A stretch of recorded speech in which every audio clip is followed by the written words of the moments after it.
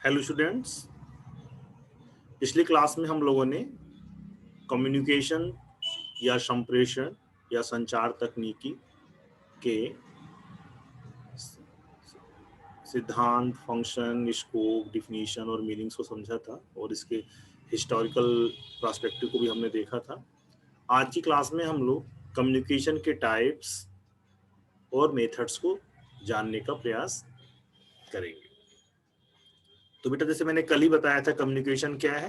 Communication एक दो व्यक्तियों के बीच का वार्तालाप है, या अपनी बात या अपनी सूचना या अपना नॉलेज दूसरे तक पहुंचाना और दूसरे की सूचनाएं खुद ग्रहण करने की जो कला है, जो सिस्टम है या जो प्रोसेस है, उस प्रोसेस को हम कम्युनिकेशन कहते हैं। हम लोगों ने कल की क्लास में इस चीज को देखा था। ठीक है, तो सबसे पहले बात आती है बेटा टाइप ऑफ कम्युनिकेशन की। तो आपकी स्क्रीन पे देखो, इस टाइप्स को हमने तीन सब टॉपिक में डिवाइड किया हुआ है। Channel of communication, communication direction and communication methods.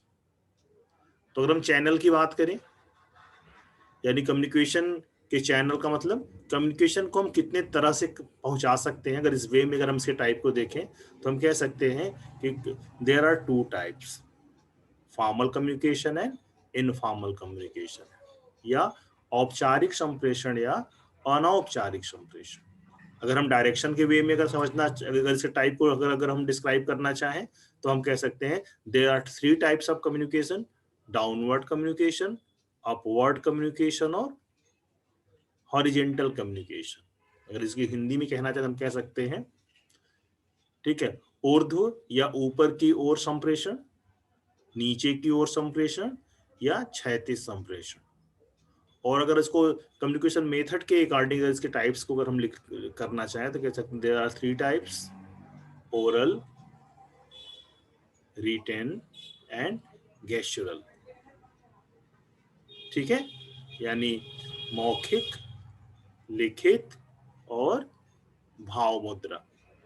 हम ये तीन तरह से कम्युनिकेशन के टाइप्स को डिवाइड कर सकते हैं: चैनल के रेस्पेक्ट में, डायरेक्शन के रेस्पेक्ट में और मेथड के रेस्पेक्ट में हम कम्युनिकेशन को की टाइप्स को हम बता सकते हैं। ठीक है, तो सबसे बात हम बात करेंगे बेटा चैनल ऑफ कम्युनिकेशन की। तो आपने शुरू में ही जाना कि देयर आर टू चैनल्स, यानी जो है कम्युनिकेशन का दो माध्यम है, दो रास्ता है। और पहला जो रास्ता है उसे कहते हैं औपचारिक संचार या औपचारिक संप्रेषण या फॉर्मल कम्युनिकेशन, है ना। फॉर्मल कम्युनिकेशन का मतलब है कि हम जानबूझ के बात हम सुनते हैं, समझते हैं, या किसी नियम या किसी रूल के अगेंस्ट हम कम्युनिकेशन करते हैं। ठीक है ना, आपकी स्क्रीन पे भी दिख रहा है communication through officially designated channels of message, या found in organizational chart policy manuals. ठीक है, या संदेश का आधिकारिक रूप से नामित चैनलों के माध्यम से संचार, या संगठनात्मक चार्ट, नीति, नियमावली या को हम चैनल ऑफ, ये हम फॉर्मल कम्युनिकेशन कह सकते हैं। अगर फॉर्मल कम्युनिकेशन को अगर हम अपनी ओन लैंग्वेज में समझना चाहें, या जो हमारा ओन कॉन्सेप्ट है या लोकल हमारा जो कॉन्सेप्ट है अगर उस वे में समझना चाहें तो हम कह सकते हैं कि वे सारे संचार जो किसी नियम के अंतर्गत होते हैं या किसी रूल के अंतर्गत होते हैं, ठीक है, या किसी पर्टिकुलर डायरेक्शन में होते हैं, या जिसके लिए हम पहले से तैयार होते हैं, हम उसे फॉर्मल कम्युनिकेशन कह सकते हैं। जैसे हम रोज स्कूल जाते हैं, ये भी फॉर्मल कम्युनिकेशन है। सुबह 10 बजे मेरी क्लास होती है और हम लोग आपस में संप्रेषण का काम करते हैं, ये भी फॉर्मल कम्युनिकेशन है। ठीक है, हम कोई पर्टिकुलर मूवी देखने जा रहे हैं, हम पर्टिकुलर न्यूज चैनल को खोलकर न्यूज सुन रहे हैं, ये सब कुछ फॉर्मल कम्युनिकेशन का पार्ट है। या हम मान लो अगर किसी डॉक्टर के पास गए, डॉक्टर ने हमें डाइट चार्ट दिखाया, तो डाइट चार्ट में जो इन्फॉर्मेशन है उस इन्फॉर्मेशन को पढ़ के हम अपने खाने को सुधार सकते हैं। तो डाइट चार्ट से जो हमने नॉलेज लिया, ये भी फॉर्मल कम्युनिकेशन है। हमने किसी पर्टिकुलर बुक, पर्टिकुलर गाइड या किसी पर्टिकुलर सब्जेक्ट की किताब को अगर हमने स्टडी किया या किसी पर्टिकुलर टॉपिक के अगेंस्ट या किसी पर्टिकुलर क्यूरोसिटी के अगेंस्ट हमारी जो जानने की उत्सुकता है, अगर उसके अगेंस्ट अगर हम कुछ लिख रहे हैं, कुछ पढ़ रहे हैं, कुछ देख रहे हैं, कुछ डिस्कशन कर रहे हैं, कुछ बात कर रहे हैं, तो सब के सब फॉर्मल कम्युनिकेशन का पार्ट है। इसको हम औपचारिक संचार कहते हैं। इसको औपचारिक संचार क्यों कहते हैं? क्योंकि हम जानते हैं कि हम क्या करने वाले हैं, हम जानते हैं कि हम क्या बात सुनने वाले हैं, हम जानते हैं कि किस टाइप की बात हम करने वाले हैं। तो जो ये चैनल है बेटा, इस चैनल को कहते हैं हम प्रॉपर चैनल या फॉर्मल चैनल या फॉर्मल कम्युनिकेशन। ठीक है, यानी किसी स्कूल की मीटिंग, किसी ऑफिस की मीटिंग, कोई ऐसी बात जिसको हम पहले से जानते हैं कि ये होगा, उसकी जिसकी हम टाइम शेड्यूलिंग कर लेते हैं, वे सब के सब, और वहाँ पे जो बातचीत होती है, वे सब फॉर्मल कम्युनिकेशन का पार्ट है। अब हम बात करेंगे बेटा इनफॉर्मल कम्युनिकेशन। इनफॉर्मल का मतलब अनौपचारिक, अनौपचारिक का मतलब जहाँ पे कोई रूल ना हो, कोई रेगुलेशन ना हो, कोई सिस्टम ना हो, लेकिन फिर भी हम कम्युनिकेट करते हैं, हम जानकारी हमें मिल जाती है। जैसे कई बार आप दो फ्रेंड एक साथ बैठते हैं और आपस में गपशप करने लगते हैं, गॉसिप्स करने लगते हैं, ऐसे ही मस्ती करने लगते हैं, ऐसे ही बातचीत करने लगते हैं, और उन बातचीत के दौरान आप ढेर सारी इंफॉर्मेशन एक दूसरे से शेयर करते हैं। ठीक है, और उस इंफॉर्मेशन को शेयर करने का पहले से कोई शेड्यूल आपने डिसाइड नहीं किया था कि हमारा वो फ्रेंड आएगा तो इतने बज के इतने मिनट पर ये बात बोलेंगे, फिर ये बात बोलेंगे, फिर ये बात बोलेंगे। ठीक है, वो ऑटोमेटिकली अनायास ही आप उसकी बातें सुनते हैं और अपनी बातें शेयर करते हैं और एक दूसरे तक संचार होने लगता है, कम्युनिकेशन होने लगता है। तो ये जो कम्युनिकेशन का मोड है वो अनौपचारिक कहलाता है। ठीक है, हम मान लो ट्रेन से कहीं जा रहे हैं और ट्रेन पे में कोई दो आदमी डिस्कस कर रहे हैं और उनकी हमने बात सुनकर हमें कुछ जानकारी मिल जाती है, कुछ इन्फॉर्मेशन हम कलेक्ट कर लेते हैं, तो ये भी अनौपचारिक संप्रेषण का पार्ट है। कहा गया है ना, experience is the best master. आप कोई अनुभव प्राप्त कर रहे हैं, कहीं घूम रहे हैं, कहीं कुछ देख रहे हैं, अनायास ही कोई जानकारी जिसके लिए आप पहले से प्रिपेयर्ड नहीं थे, अगर आप तक पहुंचती है तो वो अनौपचारिक संचार का माध्यम कहलाता है। अगर आपकी स्क्रीन पर भी देखो तो इनफॉर्मल कम्युनिकेशन की डिफिनेशन लिखी हुई है, interaction that do not reflect officially designated channels of communication. यानी पहले से आधिकारिक रूप से कोई नामित चैनल नहीं है, कोई सिस्टम नहीं है, कोई तरीका नहीं है, कोई सहभागिता नहीं है। हम बड़े आराम से घूमते फिरते बात करते, एक कंफर्टेबल क्लाइमेट, कंफर्टेबली, ठीक है, या रिलैक्स करने के मूड में भी हम कंटिन्यूअस संचार प्राप्त करते रहते हैं, और वो संचार हम कहलाएगा नॉन फॉर्मल। जैसे आप एकदम खाली बैठे हुए हो और आप अपने फेसबुक को आप देख रहे हो और ढेर सारी इन्फॉर्मेशन आपको अपने आप मिलती चली जा रही है, तो वो भी इनफॉर्मल कम्युनिकेशन का पार्ट आएगा, क्योंकि आप कोई पर्टिकुलर चीज सर्च नहीं कर रहे, लेकिन वही आप गूगल सर्च से कोई इन्फॉर्मेशन खोज रहे हो, तो वो फॉर्मल कम्युनिकेशन का पार्ट हो जाएगा, क्योंकि वहां पे आप ऑफिशियली जानबूझ के किसी पर्टिकुलर टॉपिक या किसी पर्टिकुलर चीज के लिए हम खोजने का काम कर रहे हैं। कि बेटा ये फॉर्मल और इनफॉर्मल कम्युनिकेशन के चैनल्स हैं। ठीक है, जब हम प्रयास करके किसी पर्टिकुलर गोल के लिए या किसी पर्टिकुलर उद्देश्य के लिए जब हम कम्युनिकेट करते हैं, आपस में संचार करते हैं, तो फॉर्मल कहलाता है। जब बिना किसी ऑब्जेक्टिव के, बिना किसी उद्देश्य के जो संचार होता है, उस संचार को हम इनफॉर्मल कम्युनिकेशन कहते हैं। इस बेस में भी हम समझ सकते हैं कि जो फॉर्मल कम्युनिकेशन होता है वो ऑब्जेक्टिव ओरिएंटेड होता है, और जो इनफॉर्मल कम्युनिकेशन होता है उसमें वो ऑब्जेक्टिव ओरिएंटेड नहीं होता है, वहाँ कोई लक्ष्य, कोई उद्देश्य नहीं होता, फिर भी हमेशा हम संचार करते हैं।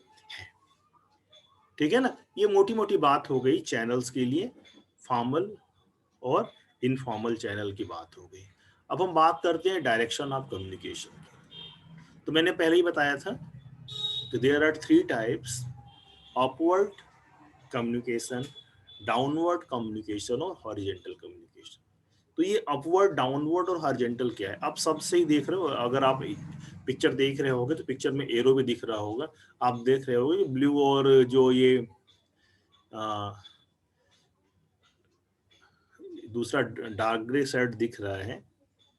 इन दोनों में क्या दिख रहा है, इन दोनों में दिख रहा है कि एक एरो ऊपर की तरफ जा रहा है, एक एरो नीचे है और दोनों साइड में हॉरिजॉन्टल। इस तीनों ब्लॉक को बेटा आप ऐसे समझ सकते हो जैसे समाज में 3 तबके के लोग होते हैं, ठीक है। जैसे अगर आप अपने को ही देखो तो आपसे 3 तरह के लोग हैं। एक आपके समकक्ष हैं, जो आपके एज ग्रुप के हैं, आपके फ्रेंड हैं, आपके कोलीग हैं, आपके साथ काम करने वाले हैं, आपके साथ पढ़ने वाले हैं, ठीक है। वो क्या हो गए, वो आपके समकक्ष हो गए। और दूसरा दूसरा तबका क्या है, आपसे ऊपर है, यानी आपसे एज में बड़ा हो सकता है, आपसे जॉब में बड़ा हो सकता है, आपका बॉस हो सकता है, क्लास में आपसे सीनियर हो सकता है, आपके टीचर हो सकते हैं, आपके पेरेंट्स हो सकते हैं। सब कौन है, ये सब आपसे बड़े लोग हैं, ठीक है। तीसरा तबका क्या है, आपसे छोटे, यानी अगर आप जॉब कर रहे हैं तो जॉब में आपसे नीचे वाले लोग, या उम्र में आपसे छोटे लोग, क्लास में आपसे निचली कक्षा के लोग, ठीक है। तो ये लोग कौन लोग हैं, ये लोग आपसे छोटे लोग हैं। तो यहीं से बेटा अपवर्ड, डाउनवर्ड और जो है हॉरिजॉन्टल जो कम्युनिकेशन का मोड है वो एकदम क्लियर हो जा रहा है। अपवर्ड का मतलब क्या हुआ, अपवर्ड का मतलब हुआ upward is initiated by those at the lower of the organization. यानी अगर संचार, कम्युनिकेशन नीचे से ऊपर की ओर जाता है, नीचे से ऊपर की ओर जाने का मतलब क्या है, जैसे बीएससी बीएड सेकेंड ईयर का विद्यार्थी बीएससी बीएड थर्ड ईयर को कोई चीज सिखाता है या कोई सूचना पहुंचाता है या कोई बात करता है, तो ये कम्युनिकेशन क्या हो गया, अपवर्ड हो गया। आप अपने दादाजी को मोबाइल चलाना सिखाते हैं, उसके बारे में उनको जानकारी देते हैं, आप उनको कम्युनिकेट करते हैं, तो ये अपवर्ड डायरेक्शन हो गया, ठीक है। आप किसी स्कूल, कॉलेज, स्कूल में टीचर हो और आप अपने प्रिंसिपल या अपने मैनेजर को आप कोई गाइडलाइन दे रहे हो, कोई सूचना प्रदान कर रहे हो, कोई बात बताने का काम कर रहे हो, तो अपवर्ड डायरेक्शन होती है। यानी अपवर्ड कम्युनिकेशन का फ्लो कहाँ से होता है, लोअर टू अपर, ठीक है। जब कोई सेंडर अपने लेवल से हायर लेवल तक अपनी सूचनाएं पहुंचाने का काम करता है, तो उस कम्युनिकेशन को हम क्या बोलते हैं, अपवर्ड कम्युनिकेशन कहते हैं, ठीक है। अब डाउनवर्ड कम्युनिकेशन तो आपको अपने आप समझ में आ गया होगा। डाउनवर्ड कम्युनिकेशन का मतलब हुआ ऊपर से नीचे की ओर, है ना। कोई हायर अथॉरिटी आपको कोई सजेशन देती है, आपसे कोई बात कहती है, आपके बारे में कोई सूचना देती है। जैसे आपके टीचर ने आपके एग्जाम के मार्क्स बताए, या आपके किसी एक्टिविटी पर उन्होंने फीडबैक दिया, या आपके एग्जाम से रिलेटेड उन्होंने कोई सूचना दी, या अपना कोई कॉन्सेप्ट, अपना कोई विचार, अपना कोई रूल आपके ऊपर थोपा, या आपको आपके काम के लिए कोई डायरेक्शन दिया, तो ये सब किस में आता है, ये सब डाउनवर्ड कम्युनिकेशन का पार्ट होता है बेटा। डाउनवर्ड कम्युनिकेशन का पार्ट का मतलब, जैसे किसी बीएससी बीएड थर्ड ईयर के विद्यार्थी ने बीएससी बीएड सेकेंड ईयर के विद्यार्थी को कोई गाइडेंस किया, ये डाउनवर्ड कम्युनिकेशन होगा। यानी कम्युनिकेशन या सेंडर इस समय कहाँ पे होगा, सेंडर इस समय टॉप पोजीशन पे होगा, अपर पोजीशन पे सेंडर होगा, और वहां से मैसेजिंग किधर होगी, अपवर्ड टू डाउनवर्ड, यानी ऊपरी कक्षा से निचली कक्षा की ओर, अधिकारी से कर्मचारी की ओर, पेरेंट से चाइल्ड की ओर, ठीक है, सीनियर से जूनियर की ओर। जब संचार चलती है, जब हम मैसेजिंग करते हैं, जब हम बात पहुंचाते हैं, जब सूचनाएं सेंड करते हैं, ये डाउनवर्ड कम्युनिकेशन का पार्ट ये हो जाता है, ठीक है। अब बात करेंगे हॉरिजॉन्टल कम्युनिकेशन का। हॉरिजॉन्टल तो आपको समझ में आ गया होगा। हॉरिजॉन्टल का मतलब जिसमें सेंडर और रिसीवर दोनों सेम लेवल पे हो। सेम लेवल में कौन होता है, सेम लेवल पे क्लासमेट्स होते हैं, सेम लेवल पे पीयर्स होते हैं, सेम लेवल पे हमारे फ्रेंड्स होते हैं, सेम लेवल पे बीएससी सेकेंड ईयर के सारे बच्चे हो जाएंगे। ये लेवल क्या होगा, ये सेम लेवल होगा। अब जब यहाँ सूचनाओं का आदान प्रदान होगा, जब यहाँ पे कम्युनिकेशन होगा, जब यहाँ पे एक्शन रिस्पॉन्स होगा, जब हम यहाँ पे सूचनाओं को एक्सेप्ट और उस पर फीडबैक देने का काम करेंगे, तो ये क्या हो जाएगा, ये हॉरिजेंटल कम्युनिकेशन हो जाएगा, या ये क्षैतिज संप्रेषण का पार्ट हो जाएगा। तो बात समझ में आ रही है। तो अपवर्ड क्या है, जब कम्युनिकेशन का flow lower employee to upper employee जाए, या lower person to upper person जाए। और डाउनवर्ड क्या होगा, जब हायर अथॉरिटी से इंफॉर्मेशन लोअर अथॉरिटी तक पहुंचे। और हॉरिजॉन्टल कब होगा, जब अपने कॉलीग्स, अपने पीयर्स, अपने क्लासमेट, अपने फ्रेंड्स, ठीक है, अपने क्लास के लोगों तक जब हम इंफॉर्मेशन को शेयर करते हैं, सूचनाएं का आदान प्रदान करते हैं, तो ये हॉरिजॉन्टल कम्युनिकेशन का पार्ट हो जाता है। ठीक है, तो ये हो गया बेटा कम्युनिकेशन के पार्ट, हॉरिजॉन्टल, अपवर्ड और डाउनवर्ड। अब जो तीसरा कम्युनिकेशन होता है बेटा, वो उसे कहते हैं फेशियल एक्सप्रेशन, है ना। तो फेशियल एक्सप्रेशन आप देखो, इसमें ढेर सारे पिक्चर, 5 पिक्चर्स दिख रहे हैं, और इन 5 तस्वीर आपसे कुछ कह रहे हैं। आप इनको देख के आप समझ सकते हो कि कौन खुश है, कौन दुखी है, कौन डरा हुआ है, कौन आपसे क्या कहना चाहता है। तो जो हमारा फेशियल एक्सप्रेशन है, जो हमारी भाव भंगिमा है, या जो हमारे मुख की भाव भंगिमा है, जो हमारे चेहरे का हाव भाव है, वो हाव भाव भी कम्युनिकेशन का काम करता है। ठीक है, अब हम बात करेंगे बेटा मेथड्स ऑफ कम्युनिकेशन की, या कम्युनिकेशन की विधियों, क्योंकि अभी हमने चैनल के अकॉर्डिंग हमने टाइप्स देख लिया, हमने जो है डायरेक्शन के अकॉर्डिंग देख लिया। अब हम मेथड्स के अकॉर्डिंग हम देखेंगे कि कम्युनिकेशन के कितने टाइप्स हैं। तो कम्युनिकेशन के बेटा केवल 2 मेजर टाइप होते हैं, वर्बल और नॉन वर्बल कम्युनिकेशन। तो हम बात करेंगे सबसे पहले वर्बल कम्युनिकेशन की। वर्बल कम्युनिकेशन या मौखिक संचार, ये मौखिक संचार क्या है? Verbal communication means communicating with words, written or spoken. Verbal communication consists of speaking, listening, writing and reading. ठीक है, इसका अर्थ क्या है? शब्दों के साथ संवाद करना।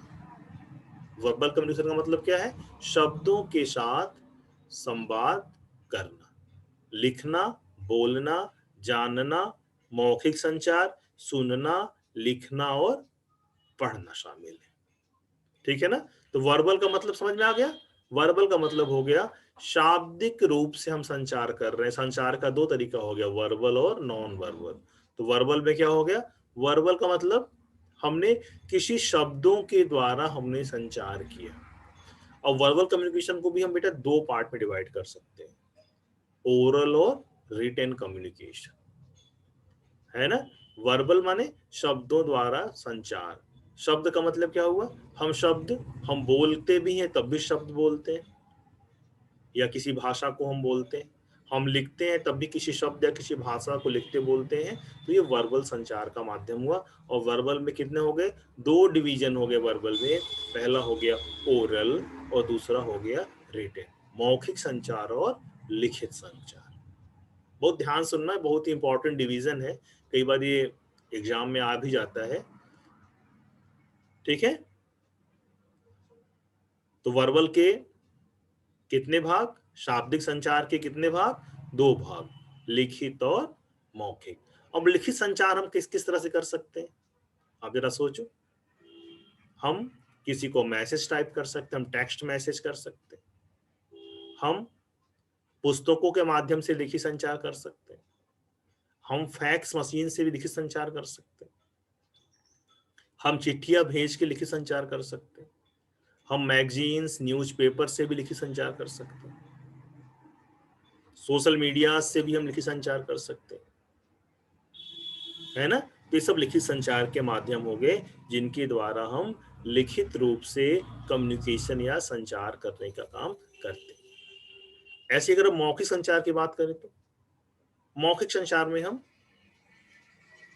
फेस टू फेस टॉक कर सकते हैं, आमने सामने बैठ के बातचीत कर सकते हैं, हम ऑडियो कॉलिंग कर सकते हैं, हम वीडियो कॉलिंग कर सकते हैं, ठीक है, हम कोई डिबेट कर सकते हैं, हम कोई स्पीच कर सकते हैं, हम कोई डिस्कशन कर सकते हैं, हम किसी से सवाल जवाब कर सकते हैं, क्वेश्चन आंसर कर सकते हैं। ये सारी विधियां हैं जिन, या हम स्टोरी टेलिंग भी कर सकते हैं, हम कहानियां भी सुना सकते हैं। इन सारी विधियों के द्वारा हम मौखिक संचार हम कर सकते हैं, ठीक है ना। मौखिक संचार को एक बार फिर से सुन लो। मौखिक संचार हमने क्या क्या नाम बताया? हमने कहा फेस टू फेस टॉक, आमने सामने की वार्तालाप हम कर सकते हैं, है ना। हम इंटरव्यू भी कर सकते हैं, हम डिस्कशन कर सकते हैं, हम डिबेट कर सकते हैं, हम स्पीच दे सकते हैं, हम टेलीफोन पे बात कर सकते हैं, हम टेलीविजन और रेडियो या ट्रांजिस्टर का इस्तेमाल करके हम बातचीत कर सकते हैं, हम वीडियो कॉलिंग करके बातचीत कर सकते हैं, हम ढेर सारी सोशल मीडिया पे हम वॉइस मैसेज और वीडियो मैसेजेस के थ्रू भी हम बातचीत कर सकते हैं, ठीक है। हम साइंक्रोनस प्लेटफॉर्म का इस्तेमाल करके भी हम बातचीत कर सकते हैं। जैसे अभी हम लोग बातचीत कर रहे हैं, हम लोग किससे बात कर रहे हैं? जूम से बातचीत कर रहे हैं। तो जूम ऐप क्या है? जूम ऐप एक साइंक्रोनस प्लेटफॉर्म है, ठीक है, एक ऑनलाइन सिस्टम है। इस ऑनलाइन सिस्टम से भी हम वर्बल कम्युनिकेशन कर सकते हैं, ठीक है। और नॉन वर्बल के लिए मैंने बताया ही, नॉन वर्बल कम्युनिकेशन हम कैसे कैसे कर सकते हैं। तो जो जो भी रिटन वे आपके माइंड में आए, जो भी आप समझ पा रहे हो कि हम लिखी हुई चीज को कैसे पढ़ते हैं या कैसे भेजते हैं, तो वो सारी चीजें लिखित कम्युनिकेशन का पार्ट, जैसे व्हाट्सएप चैट है, फेसबुक के ब्लॉग्स हैं, है ना, बुक्स है, इंसाइक्लोपीडिया है, मैगजीन्स है, टेक्स्ट और रेफरेंसेस बुक्स हैं, लाइब्रेरी है, इंटरनेट है, विकीपीडियाज है ना, टेक्स्ट मैसेजेस हैं। ये सारे क्या है? ये सारे जो है लिखित संचार के माध्यम हो जाएंगे। अब हम बात करेंगे बेटा नॉन वर्बल कम्युनिकेशन की। नॉन वर्बल कम्युनिकेशन का मतलब होता है अलिखित या अशाब्दिक। अशाब्दिक का मतलब क्या हुआ? जहां पे कोई सिंबल या कोई वर्ड इस्तेमाल नहीं हो रहा है ना। आपने क्या देखा? जब भी हम वर्बल कम्युनिकेशन कर रहे थे, तो वर्बल में हम क्या कर रहे थे? हम किसी सिंबल या किसी शब्द को बोल रहे थे, चाहे हम लिख के करें चाहे हम बोल के करें। लेकिन जो नॉन वर्बल कम्युनिकेशन है बेटा, वो नॉन वर्बल कम्युनिकेशन अशाब्दिक होता है, या अनरिटन होता है, या अनस्पोकन होता है। हम अनरिटन एंड अनस्पोकन मैसेजेस के थ्रू भी हम बातचीत कर लेते हैं, ठीक है। वो हम कैसे बातचीत कर लेते हैं? जैसे मान लो कोई कार्टून आपने देखा, तो कार्टून देख, जैसे मान लो आज बिहार का चुनाव है, और बिहार के चुनाव की स्थिति पर कोई कार्टून आपने पेपर में देखा, उसको देखकर आपको ये अंदाजा लग जाएगा, ठीक है। अब देखो नॉन वर्बल कम्युनिकेशन के देखो 6 मोड्स हैं, जो आपकी स्क्रीन पर एक फ्लो चार्ट में दिख भी रहा होगा। तो पहला इसमें क्या दिख रहा है? एक्सप्रेशन। एक्सप्रेशन का मतलब क्या हुआ? भाव भंगिमा। हम जिस तरह का अपने चेहरे पे भाव लाते हैं, उस भाव से भी हम सामने वाले को बता देते हैं कि हम आपसे दुखी हैं, सुखी हैं, नाराज हैं, डरे हुए हैं, गुस्से में हैं, हम कैसे हैं।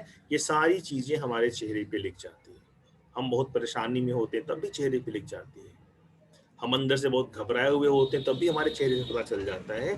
तो जो फेस एक्सप्रेशन है, उस फेस एक्सप्रेशन से भी हम ये मालूम चल जाता, से भी हम कम्युनिकेट करने का काम करते हैं, बातचीत करने का काम करते हैं। हमारे चेहरे का हाव भाव देखकर सामने वाला समझ जाता है कि आप उससे क्या बताना चाहते हो। आप दुखी हो, आप सुखी हो, आप नाराज हो, आप गुस्सा हो, आप डरे हुए हो, आप बेचैन हो, आप खुश हो, आप कैसे हो, ये सारी बातें आपके चेहरे पे लिख जाती है। इसलिए कहा भी गया है, चेहरा जो है मन का दर्पण होता है। है ना। जो मन में जिस तरह के भाव चलते हैं उसी तरह का फेस हमारा हो जाता है, और इसी को हम एक्सप्रेशन कहते हैं, या हिंदी में भाव भंगिमा कहते हैं। ठीक है। दूसरा पार्ट क्या है इसका? बॉडी मूवमेंट, है ना। बॉडी मूवमेंट का मतलब, बॉडी मूवमेंट का मतलब होता है बेटा हमारे बॉडी का मूवमेंट, यानी हमारी जो चलन क्रिया, चलन क्रिया का मतलब हमारा हाथ पैर गर्दन, ये जो सारी चीजें हैं, ये सारी चीजें भी हमारे हाव भाव को प्रदर्शित करते हैं। आपने देखा होगा जब बहुत ही आप खुश होते हैं, जब बहुत ही गुस्से में होते हैं, तो अपने आप आपके हाथ पैरों में मूवमेंट आ जाता है। जब आप बहुत ही डरे होते हैं तो आपका पूरा शरीर कांपने लगता है, आप कहते हैं अरे मेरा तो रोआ खड़ा हो गया, आपके सारे जो रोए हैं सब खड़े हो जाते हैं। आप बड़े खुश हो जाते हैं तो शरीर बड़ा हल्का फुल्का महसूस होने लगता है। यानी जो बॉडी का मूवमेंट है, ठीक है, जो शरीर चलन क्रिया है, शरीर चलन क्रिया के द्वारा भी हम बातों को पहुंचा सकते हैं। बार आपने देखा होगा कि जब आप क्लास में शरारत करते हो तो टीचर क्या करता है? टीचर आपको घूरता है ना, वो भी बॉडी मूवमेंट का पार्ट है। टीचर आपको थप्पड़ दिखाता है, वो भी बॉडी मूवमेंट का पार्ट है। ठीक है। आप हाथ से ढेर सारे तरह के इशारे करके सामने वालों को सूचनाएं पहुंचा सकते हैं, वो भी बॉडी मूवमेंट का एक पार्ट है। यानी हम बॉडी मूवमेंट के थ्रू भी हम बातचीत कर सकते हैं, हम संचार का काम कर सकते हैं, और ये कहलाता है ये शरीर चलन क्रिया द्वारा संचार या नॉन वर्बल कम्युनिकेशन का एक पार्ट ये भी हो जाता है बेटा। ठीक है। अब हम गेस्चर्स का मतलब क्या होता है? गेस्चर्स का मतलब होता है इशारे करना। ठीक है ना। इशारे से भी हम ढेर सारी बातें हम जो है कर सकते हैं। क्यों? क्योंकि हम संकेत करके, हम इशारा करके, हम तरह तरह के संकेतों के द्वारा हम कम्युनिकेशन का काम करते हैं। मैंने जब हम स्टोन एज कम्युनिकेशन की बात कर रहे थे, मैंने बताया भी था कि हम ये हमारा ये नॉन वर्बल कम्युनिकेशन है, ये उस समय बहुत ही हावी था। हम सब काम नॉन वर्बल कम्युनिकेशन के थ्रू ही किया करते थे। मैंने आपको बताया भी था। तो इशारों में बातें हो जाती है ना, आंखों से इशारा है, हाथों से इशारा है, अपने बॉडी मूवमेंट से इशारा करके हम इशारों में भी हम एक दूसरे तक अपनी बात पहुंचाने का काम कर लेते हैं। चौथा जो है बेटा, इसमें आई कांटेक्ट है, आंखों से आंखों का मिलना, आई कांटेक्ट। मैं हमेशा कहता हूँ एक अच्छा टीचर कौन होता है? जो पढ़ाते समय अपने स्टूडेंट से आई कांटेक्ट बना के रखे। आई कांटेक्ट से क्या मालूम चलता है? जो विद्यार्थी मेरे तरफ देख रहा है, इसका मतलब क्या हुआ है? वो हमारी बात को ध्यान से सुन रहा है। और जो हमारी तरफ नहीं देख रहा है, वो क्या है? वो अपनी दुनिया में खोया हुआ है, अपनी दुनिया में मस्त है। तो आई कांटेक्ट क्या बता देता है? आई कांटेक्ट बताने का काम करता है कि सामने वाला ध्यान दे रहा है या नहीं दे रहा है। तो आई कांटेक्ट के थ्रू भी हम क्या कर सकते हैं? हम एक दूसरे से बातचीत कर सकते हैं। आपने देखा होगा कि जब दो लोगों की आंखें एक साथ मिल जाती हैं तो आंखों से भी इशारे हो जाते हैं, आंखों से भी हम बातचीत कर लेते हैं, आंखों के से भी हम इस तरह के भाव उत्पन्न कर देते हैं कि सामने वाला समझ जाता है और ये जान जाता है कि हम क्या कहना चाहते हैं और क्या नहीं कहना चाहते, है ना। और आंखों से क्या मालूम चल जाता है? कोई जो हमारी तरफ ध्यान पूर्वक देख रहा है, इसका मतलब क्या है? इसका मतलब वो हमारी बात को सुन रहा है। जो इधर उधर देख रहा है, इसका मतलब क्या है? या तो उसका वहां मन नहीं लग रहा है, या उसे हमारी बातें पसंद नहीं आ रही, या हमारी बात को सुनना नहीं चाहता। तो इस तरह से हम आई कांटेक्ट के थ्रू भी वार्तालाप हम कर सकते हैं, हम बातचीत कर सकते हैं। ठीक है। दूसरी है बेटा वॉइस। तो यहाँ पे वॉइस का मतलब वर्बल कम्युनिकेशन से एक कतई नहीं है, या ओरल कम्युनिकेशन से नहीं है। वॉइस का मतलब होता है हम आवाजें निकाल के, हम मुंह से तरह तरह की आवाजें निकाल करके भी हम बातचीत कर सकते हैं। मैंने बताया भी था कि जब जानवर कभी गुर्रा के, कभी प्यार की बोली बोल बोल के ये जता लेता है कि वो नाराज है या खुश है, वो भूखा है कि नहीं। अब तो छोटा बच्चा जो पेरेंट्स से बात नहीं कर पाता तो क्या करता है? वो तरह तरह की आवाजें निकाल कर बता देता है अपने पेरेंट्स को कि वो भूखा है या नहीं, है ना, या उसे आप उसकी जरूरत है कि नहीं। ठीक है। तो हम तरह तरह के मुंह से आवाज निकाल कर भी हम संकेत बना सकते हैं और उन संकेतों से अपनी बात दूसरे तक पहुंचा सकते हैं, यानी वॉइस के थ्रू भी हम बातचीत कर सकते हैं। अब जो इसका लास्ट जो नॉन वर्बल कम्युनिकेशन का जो लास्ट पॉइंट है वो है टच। टच का मतलब होता है स्पर्श करना यानी छूना। ठीक है। हम किसी को छू कर भी अपनी भावनाएं व्यक्त कर सकते हैं। जैसे हम किसी से शेक हैंड करें, हाथ मिला लें, या किसी से किसी तरह की बातें कर लें। किसी को हम छूने का अंदाज भी अलग अलग होता है। हम गुस्से से को से भी किसी को छू सकते हैं। किसी का हाथ पकड़ के हम कस के दबा दें या ऐंठ दें हाथ, तो इसका मतलब क्या हो गया? इसका मतलब हो गया कि हम बहुत ही गुस्से में हैं। एक डॉगी आके आपको अपनी जीभ से टच करने लगता है, आपका पैर चाटने लगता है, तो इसका मतलब क्या हो गया? इसका मतलब हो गया कोई डॉगी आपसे प्यार जताने का काम कर रहा है। तो इस तरह से भी ये सारे जो पॉइंट्स हैं इनको हम डिस्कस कर सकते हैं। इनको और डिटेल में मैं आपको अगली स्लाइड्स में बताने की कोशिश कर रहा हूँ। जैसे देखो पहली स्लाइड किस पे आ गई? बॉडी लैंग्वेज की आ गई। तो बॉडी लैंग्वेज में कौन कौन सी इंक्लूड है? फेशियल एक्सप्रेशन, गेस्चर्स, इशारे, हैंडशेक, ठीक है, नोडिंग, आई कांटेक्ट या पोस्चर। पोस्चर का मतलब हमारी भाव मुद्रा। ये सब के सब बॉडी लैंग्वेज का ही पार्ट है। अगर इनको इसको अलग अलग से भी हमने सारी चीज़ों को डिस्कस किया है, आप चाहो तो इनको एक साथ भी डिस्कस कर सकते हैं। ये सब बॉडी लैंग्वेज का ही पार्ट है। यानी कि हमारे शरीर के द्वारा हम जो भी क्रियाएं करें, आँख भी शरीर का अंश है, हाथ भी शरीर का अंश है, और हम जो भाव भंगिमा मुद्राएं बॉडी से बनाते हैं वो सब कुछ पिक्चर भी आप देखो स्क्रीन पे, आपको पिक्चर्स भी दिख रही है। 6 बंदे यहाँ दिखाई पड़ रहे हैं और 6 बंदे अलग अलग तरह से अपनी बॉडी बॉडी का मूवमेंट दिखा रहे हैं। उन बॉडी के मूवमेंट से हम ये समझ सकते हैं कि वो हमसे क्या कहना चाह रहे हैं, किस तरह की बातें करना चाह रहे हैं। ठीक है। अब देखो यहाँ पे कुछ और एग्जाम्पल दिया जा रहा है जो नॉन वर्बल कम्युनिकेशन का। अगर ध्यान से देखो, हम हियरिंग, हम जब सुनते हैं तो वहां भी हम नॉन वर्बल कम्युनिकेशन करते हैं, क्योंकि वहां भी हम बोलते नहीं। ठीक है। ये हम केवल अनुभव कर सकते हैं। जो एक्सपीरियंसेस है बेटा, communication is a series of experiences. जो एक्सपीरियंस करते हैं, हम अनुभव करते हैं, वो भी हमको बातें पहुंचा देती है। अब देखो यहाँ पे 4-5 पिक्चर आपकी स्क्रीन पे दिख रहा है। हियरिंग, सुनना, सीइंग, देखना, टेस्ट, देखो हम कुछ भी जो है चख के भी बता सकते हैं। हमको महसूस हो जाता है कि वो कैसा। स्मेल, हम किसी चीज को सूंघ के, टच, किसी चीज को छू कर भी हम एक्सपीरियंस प्राप्त कर लेते हैं। तो हम कह सकते हैं कि communication is a series of experiences. ठीक है। तो ये सारी बातें हमने आपसे डिस्कस करी हैं, कम्युनिकेशन, उसके टाइप्स और उनसे जुड़ी हुई बातें। जैसे मैंने बताया टाइप्स में, मैंने बताया आपको टाइप्स को हमने 3 तरह से डिवाइड किया। पहला हमने जो है चैनल के बेस पे देखा, दूसरा हमने उसके फ्लो के बेस पे देखा, डायरेक्शनल कम्युनिकेशन की बात करी, फिर मेथड्स, कम्युनिकेशन के मेथड्स की बात करी। तो इस तरह से बेटा हम लोग कम्युनिकेशन के सारे पार्ट्स को हम लोगों ने डिस्कस किया। अगर कम्युनिकेशन की, अगर अभी तक की पूरी क्लास की हम बात करें तो अभी तक हम लोगों ने क्या क्या डिस्कस किया? हम लोगों ने कम्युनिकेशन के प्रोसेस को देखा, कम्युनिकेशन कैसे कैसे कर सकते हैं, हम किस किस तरह से संचार कर सकते हैं। हम उन सारी चीज़ों को हमने वर्बल, नॉन वर्बल और upward, downward, horizontal, formal, informal, ठीक है, एक्सपीरियंसेस, इन सारे रूपों में हम लोगों ने कम्युनिकेशन को समझने का प्रयास किया है।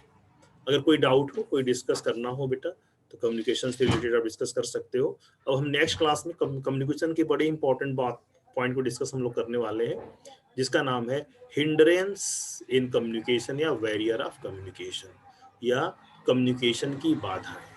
हमारा संचार कैसे खराब हो जाता है, हमें क्या क्या सावधानियां रखनी चाहिए बोलते समय, है ना? किस तरह से हम जब कोई चीज़ रिसीव करते हैं, जब कोई चीज़ सेंड करते हैं, तो हमसे कहाँ चूक हो जाती है कि हमारा कम्युनिकेशन इफेक्टिव नहीं हो पाता है। प्रभावशाली कम्युनिकेशन की कौन कौन सी बाधाएं हैं, यानी प्रभावशाली भाषा संप्रेषण, कम्युनिकेशन या संचार की कौन कौन सी प्रॉब्लम है, क्या क्या चीज़ें आती हैं, ये हम नेक्स्ट क्लास में हम लोग डिस्कस करेंगे। और अभी तक की पढ़ाई में अगर दोनों दिन की क्लास में अगर कोई भी चीज़, कोई डाउट हो तो आप डिस्कस कर सकते हो।